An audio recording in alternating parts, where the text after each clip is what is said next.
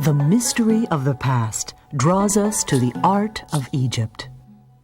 Great works of art buried for centuries reveal an ancient civilization of gods, pharaohs, and elegant people who prospered along the banks of the Nile. Flowing from the heart of Africa to the Mediterranean Sea, the Nile's annual floods fertilized the river valley and allowed commerce and culture to thrive. The ebb and flow of the river, the rising and setting of the sun, the daily opening and closing of the lotus flower are reflected in the Egyptian worldview, in their belief in life after death. The pyramids and surrounding cemeteries were built to ensure eternal life, allowing the rulers, nobles, and priests buried there to participate in the cosmic cycles of creation.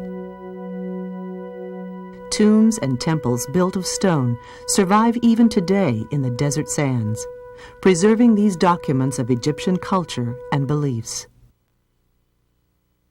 Surrounded by these fascinating objects, we are still searching for ancient Egypt.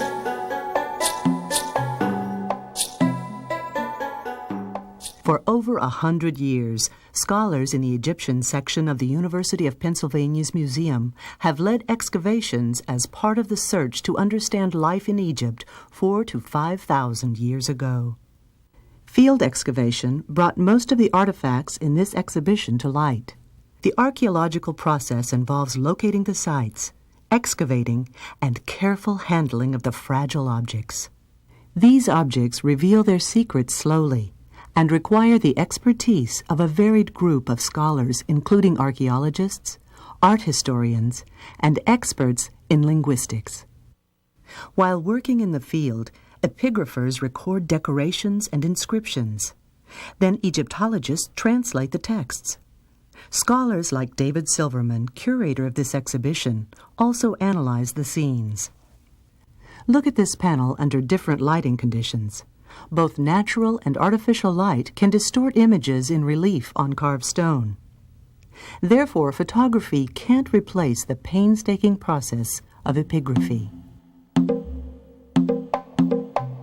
Hieroglyphs record names, titles, dates, formal declarations, and ordinary remarks. Like the words in a cartoon strip, these hieroglyphs from the tomb chapel of the nobleman Khipra tell us what the butcher says to his assistant. "Hold the leg of the animal," orders the butcher. "I will do as you wish," replies the assistant. The university archives contain 100 years of excavation records. Scholars continue to consult these documents to help uncover the meaning behind a work of art. 10th of June, 1916, Saturday. Today was one of our banner days. Gnawi found a pocket in the north edge of his trench, which contained a quantity of gold and faience jewelry. The main piece was a figurine of Sekhmet in solid gold, 72 millimeters long. This small figure, like every object in the exhibition, tells us about life, art, and religion in ancient Egypt. The goddess Sekhmet represents the fierce strength of a lioness, has the ability to cause and cure pestilence, and bestows protection.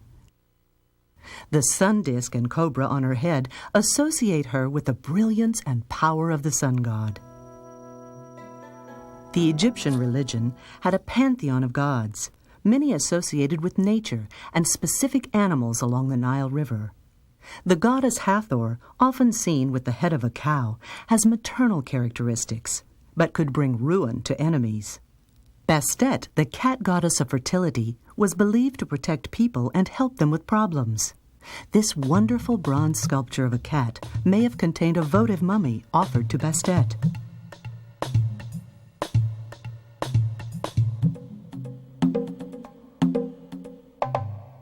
Nefertim, the lotus god, symbolizes regeneration and wears a lotus blossom as a crown. Many different deities took the form of snakes, some associated with protection, others with fertility. These are the gods of a farming people who lived in a fertile land of eternal sunshine and little rain, and grew rich on the abundant crops and animal herds of the river valley. The towering cliffs along the Nile provided a majestic setting for the Egyptians to build monumental tombs and temples to honor their gods, as well as their pharaohs, whom they believed to be incarnations of the sun god Horus. Both ordinary people and royalty had their bodies mummified as part of the ritual enabling them to live forever.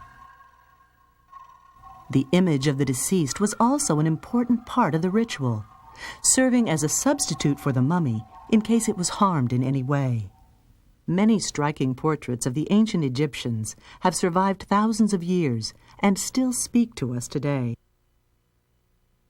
With these images, Egyptians buried a variety of objects used in their daily lives to provide the deceased with comforts and personally cherished items for their afterlife.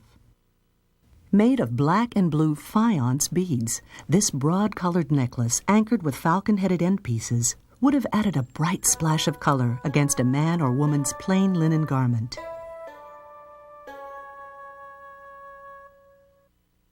Tomb chapels were often built above the subterranean chamber, housing the deceased and his funerary goods. This is the chapel of the nobleman Kaipura, which was built for him more than 4,000 years ago.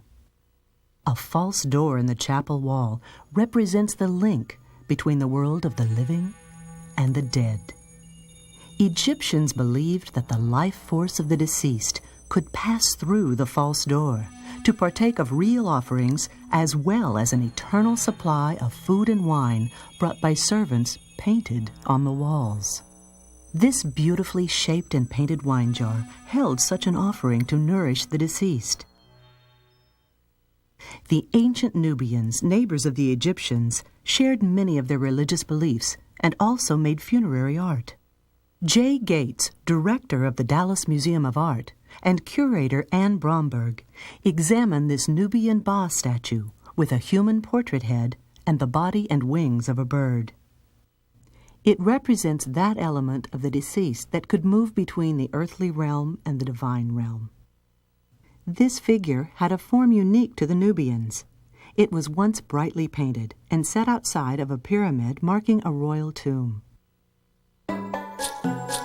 Our search for Egypt continues today in museums and universities, keeping this ancient culture alive. Hard stone and glowing color express the Egyptian perception of immortality and give us a glimpse into a world as sunlit as the land of the Nile itself.